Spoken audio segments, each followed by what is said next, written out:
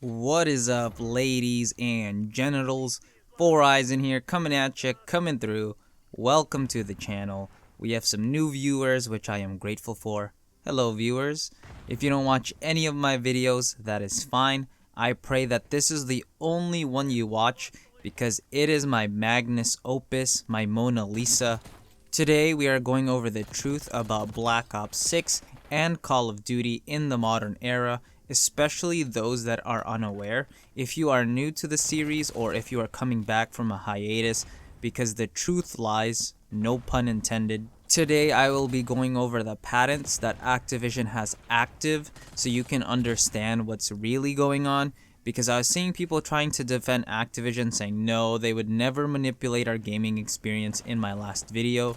Personally, I really think Call of Duty Black Ops 6 is a great Call of Duty game. It's just that there are many people who are oblivious to what's really going on behind the scenes. I will link all of the patents below so you can read it yourself. These are all published by Activision, so I am not making these things up. They are all public. Just hit download on the top right corner and you will be able to see all the information I am providing today in PDF form. If you have a TikTok, YouTube short, or an Instagram reel attention span, there is a lot of information here, so I will be going over what I think is the most important pieces that apply to Call of Duty, but this information applies to all games under Activision. Please try to read it before you give your troll and rage bait input. There are many pages, but they will help you understand what's really going on. I will be linking the patents in the description and pinned comment.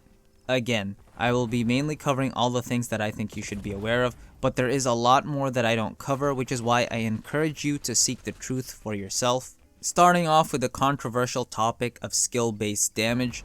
This has actually been a popular topic prior to Black Ops 6, which is why it has re-emerged here in the latest iteration of Call of Duty.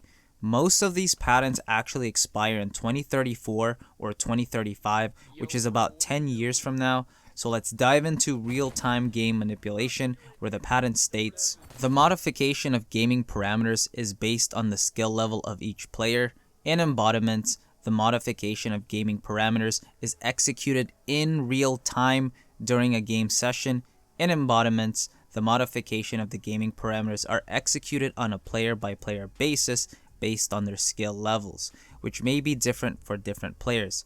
Therefore, the online multiplayer gaming environment generates a gaming environment within which two or more players can play cooperatively as a team within the same gaming environment, of the same level, of the same game, and tailors the experiences in that gaming environment to the specific skill level of each player. Once an assessment is made, the computer program that executes the gaming environment modifies elements of the session and/or gameplay parameters as the session is being created based on the aggregate skill level.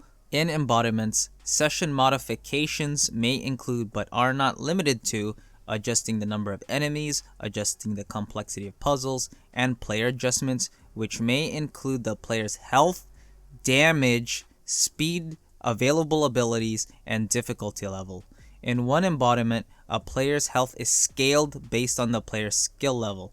At 306, data corresponding to acquired skill level of each player is generated and presented to a player via a game console, resulting in each player within a team experiencing a different degree of difficulty or challenge while still experiencing the same content in the same gameplay session. Here are some short clips of people who have experienced these real-time manipulations, and let me know if this is what desync or bad servers look like to you. I chose these clips because the enemies don't use stim shot. Notice how the players are on a streak and don't experience desync, then out of nowhere their weapons just magically begin to shoot marshmallows and become hit marker machines. Even snipers like the LW3A1 Frostline, the player gets 2 hit markers, but go into a private match and shoot someone in the leg twice with that sniper, then add a few shots with a pistol, because there should be no way anybody is surviving that. It's like the algorithm detects it and is like, whoa there buddy, you're playing a little too good, and just begins to manipulate the game. If you have not experienced skill-based damage before, you're probably not skilled enough to experience it. I just want everyone to have an organic experience instead of one where a player's experience is modified in real time. Accuracy is also something that is modified in real time, which adds to inconsistent gunfights. This is where we get the lack of aim assist or aim resist listed here. In figure 3b illustrates a table providing an exemplary list of parameters of a gameplay session that are modified based on a player's skill level and the corresponding experience for players of different skill levels. For example, in a first shooter gaming environment, when a first player aims his weapon at a target, a parameter defending the tolerance for how accurate the player's aim must be to hit the target is modified based on the acquired skill level of the player. The computer assigns the tolerance for how accurate the player's aim must be to hit the target differently based on the skill level of the first player. A player having a higher skill level will be assigned a lower tolerance parameter and therefore will have to be more accurate in aiming in order to hit the target. A player having a lower skill level be assigned a higher tolerance parameter and therefore could be less accurate in aiming in order to hit the target. As shown, column 310 of table 1 lists modifiable parameters such as degree of accuracy required to hit a target. Column 312 lists the experience of a player having a high skill level, which may be high degree of accuracy required. Column 314 lists the experience of a player having a medium skill level, which may be medium degree of accuracy required. And column 316 lists the experience of a player having a low skill level, which may be low degree of accuracy required. Similarly, the table lists other modifiable parameters such as likelihood of being targeted by enemy, where the experience of a player having a high skill level may be high degree of likelihood. The experience of a player having a medium skill level may be medium degree of likelihood, and the experience of a player having a low skill level may be low degree of likelihood. Okay, now that we have covered in real-time game manipulation, let's go over patents regarding the matchmaking.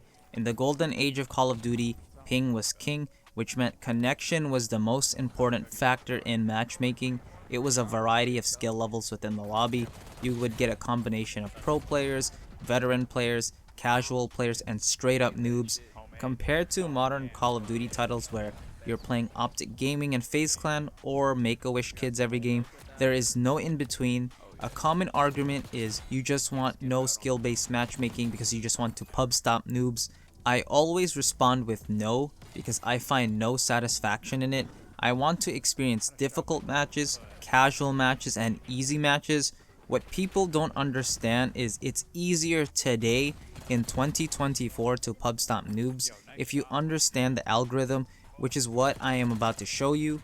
Anyone can literally get into noob lobbies all day, every day, 24/7, 365. You can 2-box, VPN, or reverse boost to your heart's galore. If all I cared about was pub stomping noobs, I would be a gameplay channel giving you best class setup videos, making a thumbnail with a face like I'm choking on a glizzy, knowing full fact that even if you have the best class setup, it won't get you a nuke if you're going against absolute sweats, while people are in noob lobbies dropping triple nukes all day pretending to be legit, where in these lobbies you can literally drop a nuke with the baseball bat and the HE1. Think about this, if someone is dropping a nuke every game, and professional Call of Duty esports players aren't doing that, then why aren't they in the Call of Duty League? That's all you need to know. If professionals aren't capable of doing it, then how are content creators doing things professionals can't even do in the skill-based matchmaking era? Have you ever seen when content creators go against pros on LAN? They get absolutely smoked, but when content creators or streamers go home, they are absolute unkillable gods. It's because they understand how to bypass skill-based matchmaking by 2-boxing, VPNing, and reverse boosting, which we will be going over now. In an implementation using subsets of the player profile information, analytics, and feedback engine 124 may tune matchmaking in real time for a given player. For example, if a player is determined to be on a losing streak within the past several gaming sessions, analytics and feedback engine 124 may cause a coefficient related to player skill level to become more important. This may result in, for example, the player being pitted against lower skilled opponents and or teamed with higher skilled players to increase the chance that the player will win or otherwise perform better. There is literally a Call of Duty player named Pilgor that is a pacifist and has 0 kills on the game, and all this person does is shoot down kill streaks and has a negative KD but has a positive win-loss. Make it make sense. You can literally see this person is getting hard carried to victory because he should have a negative win-loss if the algorithm wasn't helping. But I think what Pilgor is doing is legendary to see him doing it through multiple COD titles. Sorry for going on a tangent. Anyway, let's move on to how ping is no longer king. A given match variable may be associated with a corresponding coefficient that indicates a level of importance of the given match variable. A game designer or others may assign a default value to one or more coefficients.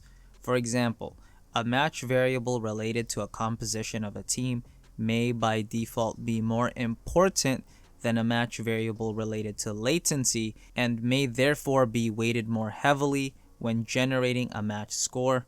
Other match variables may be weighted as well. The coefficient may be expressed as a multiplier, a percentage, and or slash or other value that can be used to weight a match variable relative to one or more other match variables.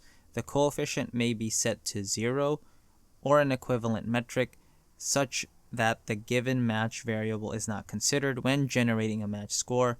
For example, if the latency variable is assigned with a coefficient of 0 or other values that indicates that latency should not be used, Scoring Engine 122 may ignore the latency variable when generating a match score. In this manner, a game designer or others may determine which match variables will be used to generate match scores and or slash weights for the match variables. Alternatively, or additionally, the game designer or others may remove match variables from consideration altogether and slash or add new match variables. Skill-based matchmaking also takes into account your play style. It determines if you like rushing, camping, do you use movement. Everything is accounted for, so if you dominate by rushing in one match, on the other end of the spectrum, your next lobby will be filled with players that counter a rushing playstyle. The enemy's team composition will have players that hold down sightline or are just camping, waiting for you to rush.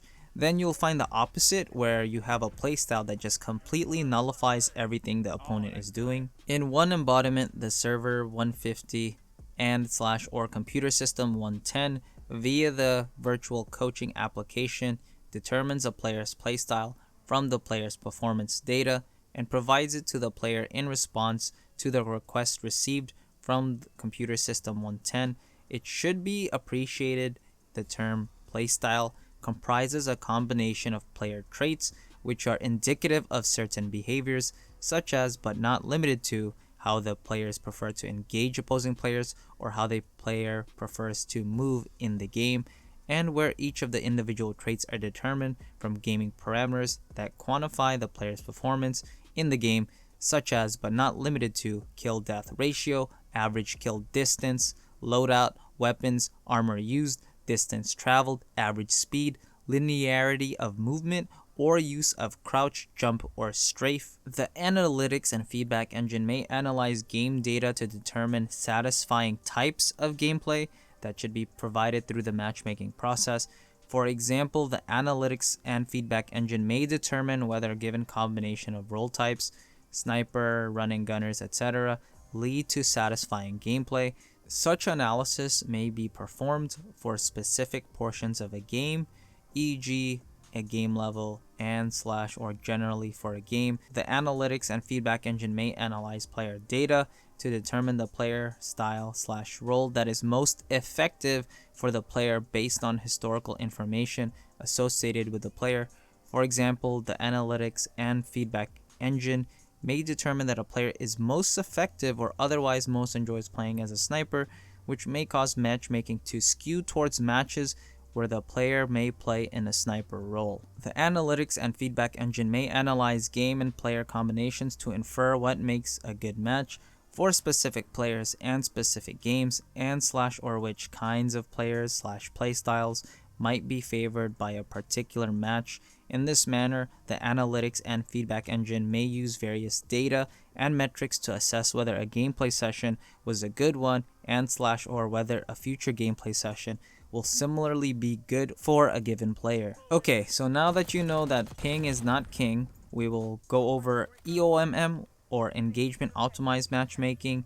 This algorithm's job is to keep you playing Activision games for as long as possible, manipulating matches to keep your game duration as long as possible, while at the same time trying to encourage the purchases of microtransactions. After the ban of loot boxes, everything in Call of Duty can break and go down, but the one thing that you will find that works perfectly every time will always be the store. Purchasing microtransactions can also help you get easier lobbies, not because the bundles are overpowered in performance, since they are mainly just cosmetics, but because the algorithm will give you favorable lobbies to give you the illusion that you made a great purchase.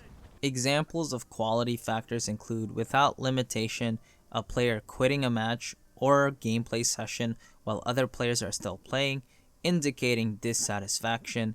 A duration of a game session, longer duration may indicate greater satisfaction.